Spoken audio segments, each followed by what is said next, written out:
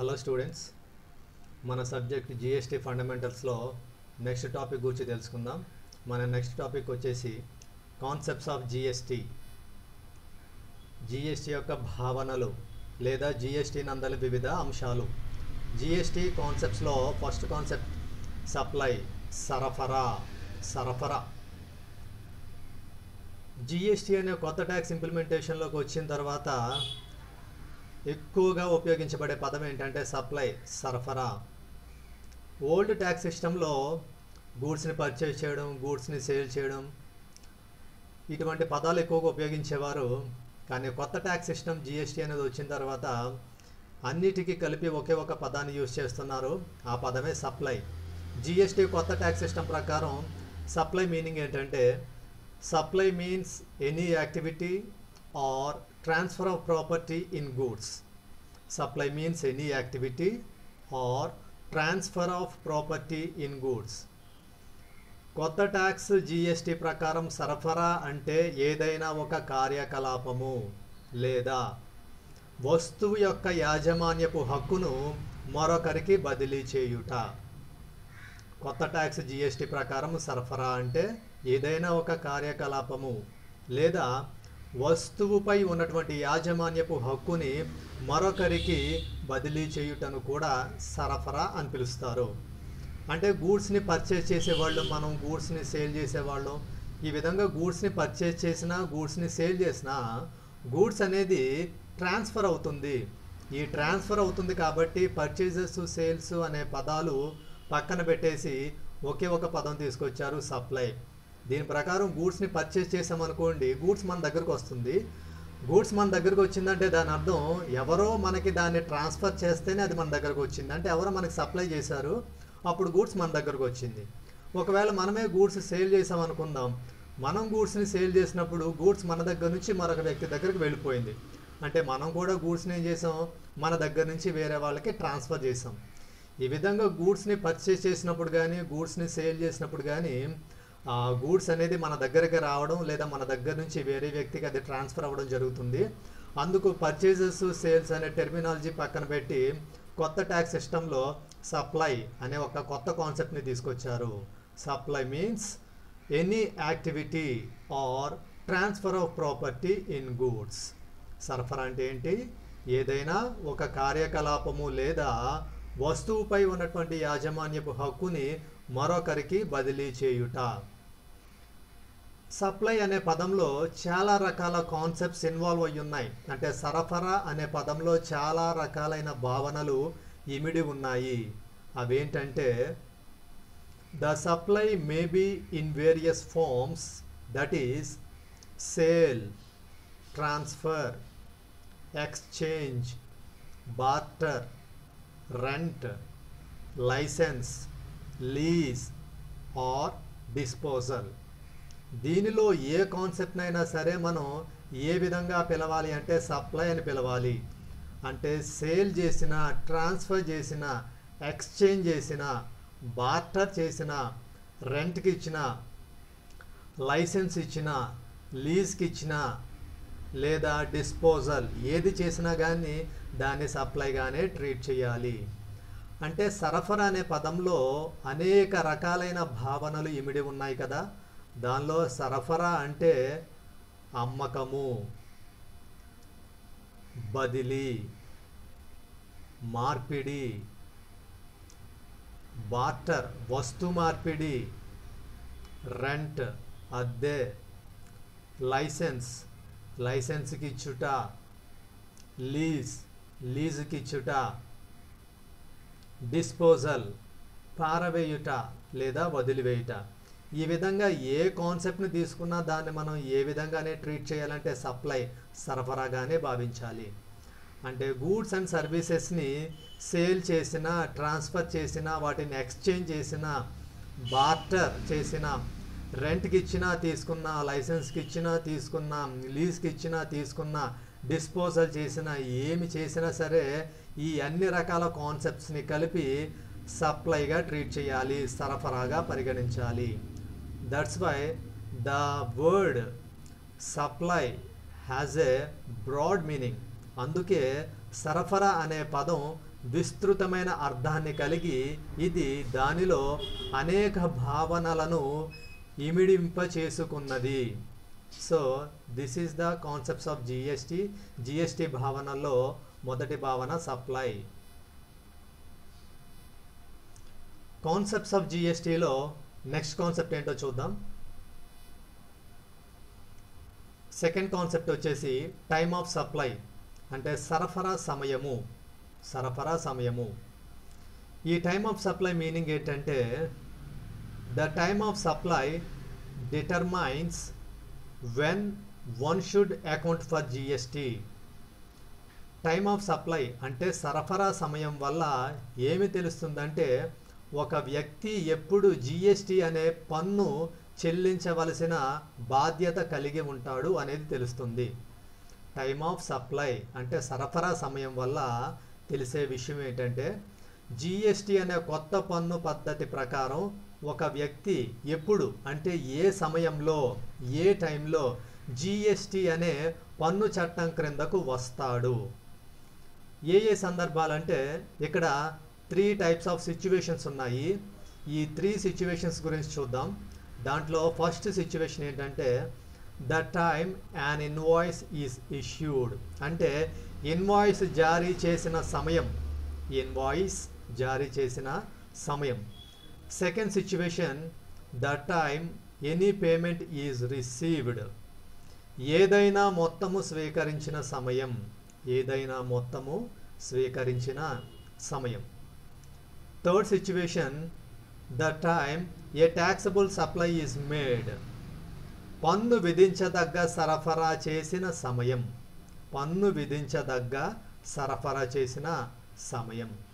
ఈ విధంగా జిఎస్టి క్రింద ఏదైనా సప్లై చేసినప్పుడు ఆ సప్లై మీద ట్యాక్స్ వేసేటప్పుడు దేన్ని కన్సిడర్ చేస్తారంటే టైమ్ ఆఫ్ సప్లై అంటే సరఫరా చేసిన సమయాన్ని కన్సిడర్ చేస్తారు. సరఫరా చేసిన సమయాన్ని పరిగణలోకి తీసుకుంటారు. సరఫరా చేసిన సమయాన్ని పరిగణలోకి తీసుకోవడం ద్వారా ఏ వ్యక్తి అయితే జిఎస్టి క్రింద పన్ను చెల్లించాల్సిన బాధ్యత కలిగి ఉంటాడో మనం ఖచ్చితంగా నిర్ధారించడానికి వీలుంటుంది. ఈ విధంగా టైమ్ ఆఫ్ సప్లై కోసం ఇక్కడ మనకి 3 టైప్స్ ఆఫ్ సిచ్యువేషన్స్ ఉన్నాయి. 3 రకాల సందర్భాలు ఉన్నాయి. ఈ 3 టైప్స్ ఆఫ్ సిచ్యువేషన్స్లో ఏది ముందు సంభవిస్తే దానినే మనం పరిగణలోకి తీసుకోవాలి.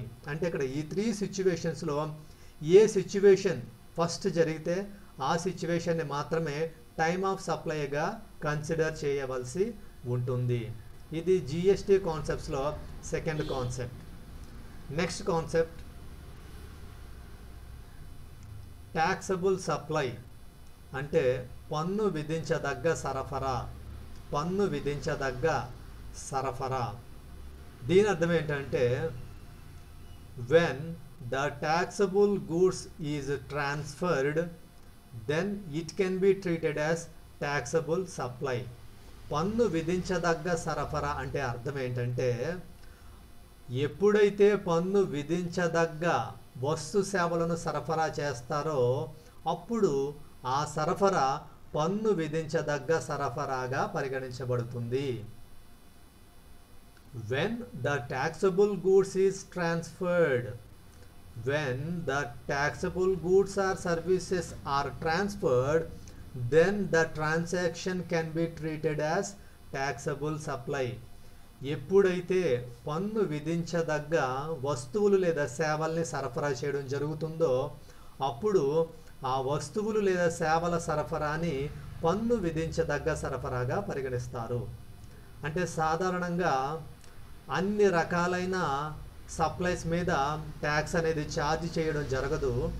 కొన్ని రకాలైన గూడ్స్ అండ్ సర్వీసెస్ని జీరో రేటెడ్ సప్లై అంటే 0 రేటు వర్తించే సరఫరా అని, ఎగ్జెంప్టెడ్ సప్లై అంటే మినహాయించబడిన సరఫరాని వర్గీకరించడం జరిగింది.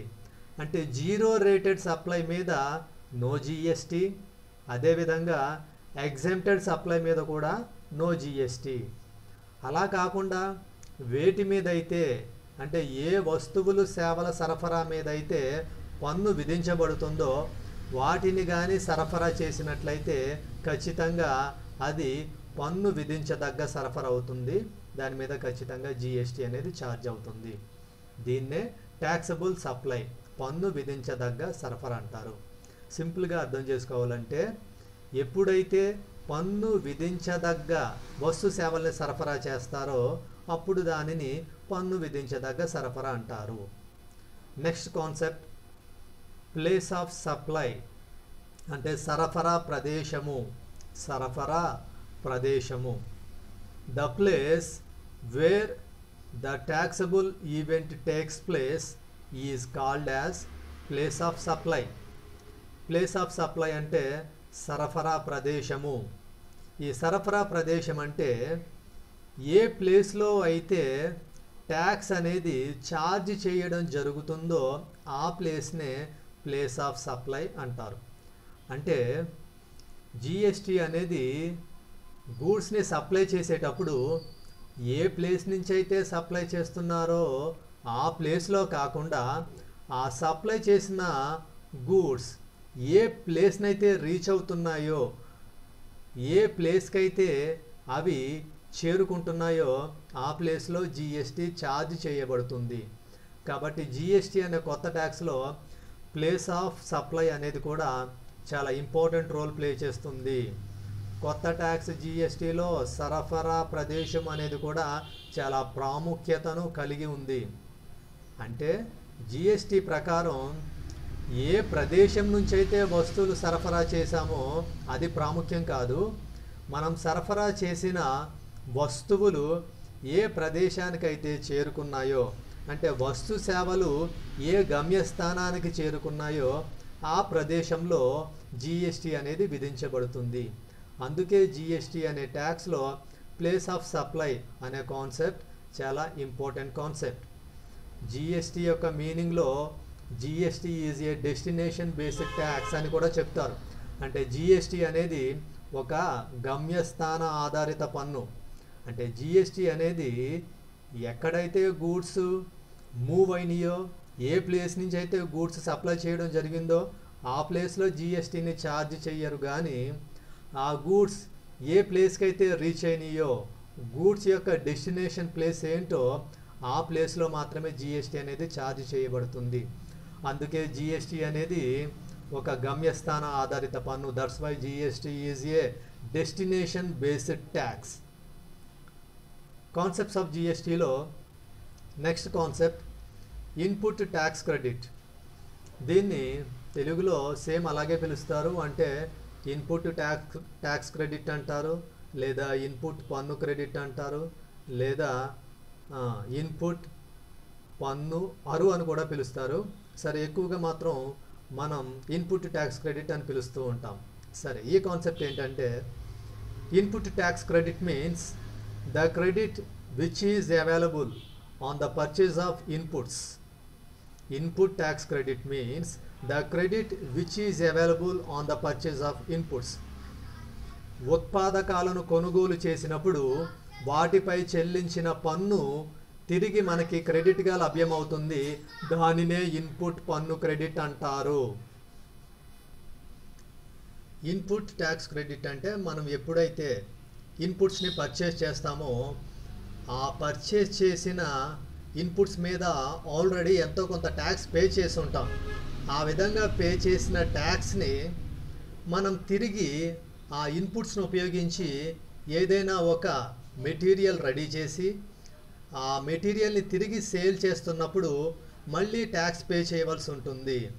అప్పుడు ఆల్రెడీ ఇన్పుట్స్ మీద ఎంతైతే ట్యాక్స్ పే చేసామో, ఇన్పుట్స్ మీద అంటే పర్చేస్ చేసే టైంలో, మెటీరియల్ని పర్చేస్ చేసే టైంలో ఎంతైతే ట్యాక్స్ని పే చేసామో ఆ ట్యాక్స్ని ఆ మెటీరియల్కి తర్వాత రకరకాల ప్రాసెస్లు చేసి దాన్ని ఒక అవుట్పుట్గా తయారు చేసి అవుట్పుట్ని తిరిగి సేల్ చేసేటప్పుడు ఆ సేల్ చేసే సందర్భంలో ఛార్జ్ చేయాల్సిన ట్యాక్స్ నుంచి డిడక్ట్ చేస్తారు, తగ్గింపుగా ఇస్తారు. అందుకే దీన్ని ఇన్పుట్ ట్యాక్స్ క్రెడిట్ అంటారు. అంటే ఇన్పుట్ పన్ను క్రెడిట్ అని పిలుస్తారు. ఇది జిఎస్టీలో ఉన్నటువంటి ఒక మంచి చెప్పుకోదగ్గ అడ్వాంటేజ్. ఈ అడ్వాంటేజ్ వల్ల గూడ్స్ ఆర్ సర్వీసెస్ ఎండ్ కస్టమర్కి అంటే అంతిమ వినియోగదారునికి కొంచెం తక్కువ ధరకి లభ్యం అవడానికి అవకాశం ఉంది. ఇది వరకు ట్యాక్స్ సిస్టంలో ఏ విధమైన సినారియో ఉండేదంటే ప్రతి సిచ్యువేషన్లో కూడా ప్రతి స్టేజ్లో కూడా ట్యాక్స్ ఛార్జ్ చేసేవారు. అయితే ఏ స్టేజ్లో కూడా ఏ సిచ్యువేషన్లో కూడా ప్రీవియస్గా ఛార్జ్ చేసిన ట్యాక్స్ని డిడక్షన్గా ఇచ్చేవారు కాదు. ఏ సిచ్యువేషన్కి ఆ సిచ్యువేషన్, ఏ స్టేజ్కి ఆ స్టేజ్ సెపరేట్గా ట్యాక్స్ ఛార్జ్ చేసుకుంటూ వెళ్ళేసరికి ఈ విధంగా ఒక గూడ్స్ మ్యానుఫ్యాక్చరర్ దగ్గర నుంచి ఎండ్ కస్టమర్కి చేరేసరికి డిఫరెంట్ స్టేజెస్ ఉంటాయి అనుకుంటే ప్రతి స్టేజ్లో కూడా ఆ గూడ్స్ మీద ట్యాక్స్ ఛార్జ్ చేయబడి ఆ గూడ్స్ అల్టిమేట్గా ఎండ్ కస్టమర్ని రీచ్ అయ్యేసరికి హై ప్రైస్ అనేది ఉండడం జరిగేది. కానీ కొత్త ట్యాక్స్ సిస్టమ్ జిఎస్టీలో ఈ రకమైన సిస్టమ్ని క్యాన్సిల్ చేసి కొత్త సిస్టమ్ని తీసుకొచ్చారు. అదే ఇన్పుట్ ట్యాక్స్ క్రెడిట్, అంటే ఇన్పుట్ పన్ను క్రెడిట్. దీనివల్ల రా మెటీరియల్ని పర్చేస్ చేసినప్పుడు లేదా ఇన్పుట్స్ని పర్చేస్ చేసినప్పుడు ఎంత ట్యాక్స్ అయితే పే చేయడం జరుగుతుందో ఆ ట్యాక్స్ని తిరిగి అదే ప్రోడక్ట్ని మనం అవుట్పుట్గా బయటికి సేల్ చేసేటప్పుడు ఎంత ట్యాక్స్ అయితే పే చేయవలసి ఉంటుందో దాని నుంచి డిడక్షన్గా ఇస్తారు. దీనివల్ల కస్టమర్కి బెనిఫిట్ ఉంటుంది, మ్యానుఫ్యాక్చరర్కి బెనిఫిట్ ఉంటుంది, గూడ్స్ని ప్రొడ్యూస్ చేసే రకరకాల పర్సన్స్కి, డీలర్స్కి కూడా చాలా రకాల బెనిఫిట్ ఉంటుంది. అందుకే దీన్ని జిఎస్టీ బెనిఫిట్స్లో, అడ్వాంటేజెస్లో ఒక one of the best benefit or అడ్వాంటేజ్గా చెప్పుకుంటారు. సో ఇవి కాన్సెప్ట్స్ ఆఫ్ జిఎస్టీ. ఒకసారి కాన్సెప్ట్స్ ఆఫ్ జిఎస్టీని రిమైండ్ చేసుకుందాం. కాన్సెప్ట్స్ ఆఫ్ జిఎస్టీలో ఫస్ట్ కాన్సెప్ట్ ఏమో సప్లై, అంటే సరఫరా. జిఎస్టీ అనే కొత్త ట్యాక్స్ ప్రకారం ఏ రకమైన ట్రాన్స్ఫర్ జరిగినా, అంటే సేల్ చేసినా, ట్రాన్స్ఫర్ చేసినా, ఎక్స్చేంజ్ చేసినా, బార్టర్ చేసినా, రెంట్కి ఇచ్చినా, లైసెన్స్కి ఇచ్చినా, లీజ్కి ఇచ్చినా, డిస్పోజల్ చేసినా, దేన్నైనా సరే దాన్ని ఏ విధంగా కన్సిడర్ చేస్తారంటే సప్లైగా కన్సిడర్ చేస్తారు. Next concept time of supply. జిఎస్టీలో టైమ్ ఆఫ్ సప్లై అనేది చాలా ఇంపార్టెంట్ రోల్ ప్లే చేస్తుందంటే మనం సప్లై చేసిన గూడ్స్ ఆఫ్ సర్వీసెస్ యొక్క టైం చాలా కీ రోల్ ప్లే చేస్తుంది. టైంకి మనకి ఇక్కడ 3 టైప్స్ ఆఫ్ సిచ్యువేషన్స్ ఉన్నాయి. ఈ 3 సిచ్యువేషన్స్లో విచ్ ఎవర్ ఈజ్ ఎర్లియర్, అంటే ఏ సిచ్యువేషన్ అయితే ముందు జరుగుతుందో ఆ సిచ్యువేషన్నే టైమ్ ఆఫ్ సప్లైగా కన్సిడర్ చేయడం జరుగుతుంది. నెక్స్ట్ కాన్సెప్ట్ ట్యాక్సబుల్ సప్లై, అంటే పన్ను విధించదగ్గ సరఫరా అని తెలుగులో నేర్చుకున్నాం. ఎప్పుడైతే ట్యాక్స్ విధించబడే గూడ్స్ని సప్లై చేస్తారో దాన్ని ట్యాక్సబుల్ సప్లై అంటారు.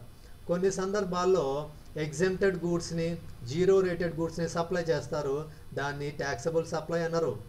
ఎగ్జెంప్టెడ్ సప్లై అని, జీరో రేటెడ్ సప్లై అని పిలుస్తారు. కాబట్టి ఏ గూడ్స్ మీద అయితే ట్యాక్స్ పడుతుందో వాటిని కానీ సప్లై చేస్తే అది ఖచ్చితంగా ట్యాక్సబుల్ సప్లై అవుతుంది, అంటే పన్ను విధించదగ్గ సరఫరా అవుతుంది. నెక్స్ట్ ప్లేస్ ఆఫ్ సప్లై, అంటే ప్లేస్ ఆఫ్ సప్లై అంటే సరఫరా ప్రదేశం. జిఎస్టీలో సరఫరా ప్రదేశం చాలా ఇంపార్టెంట్. అంటే గూడ్స్ ఏ ప్లేస్ నుంచి మూమెంట్ స్టార్ట్ అయినాయో ఆ ప్లేస్ ఇంపార్టెంట్ కాదు, గూడ్స్ అల్టిమేట్గా ఏ ప్లేస్ని అయితే రీచ్ అయిందో, అంటే గూడ్స్ యొక్క డెస్టినేషన్ ప్లేస్ ఏంటో ఆ ప్లేస్ అనేది చాలా ఇంపార్టెంట్. ఆ ప్లేస్ని కన్సిడరేషన్లోకి తీసుకుని మాత్రమే జిఎస్టీ అనేది ఛార్జ్ చేయబడుతుంది. ఇక లాస్ట్ కాన్సెప్ట్ ఏంటంటే ఇన్పుట్ ట్యాక్స్ క్రెడిట్. దీనివల్ల జిఎస్టీలో ఇన్పుట్స్ మీద పే చేసిన ట్యాక్స్ని అవుట్పుట్స్ మీద పే చేయాల్సిన ట్యాక్స్ నుంచి డిడక్షన్గా ఇస్తారు. దీనివల్ల ఎండ్ కస్టమర్కి, అంటే అంతిమ వినియోగదారునికి గూడ్స్ అండ్ సర్వీసెస్ కొంచెం రీజనబుల్ ప్రైస్కి అందుబాటులో ఉండడానికి వీలుంటుంది. So this is the topic of concepts of GST. Okay, thank you.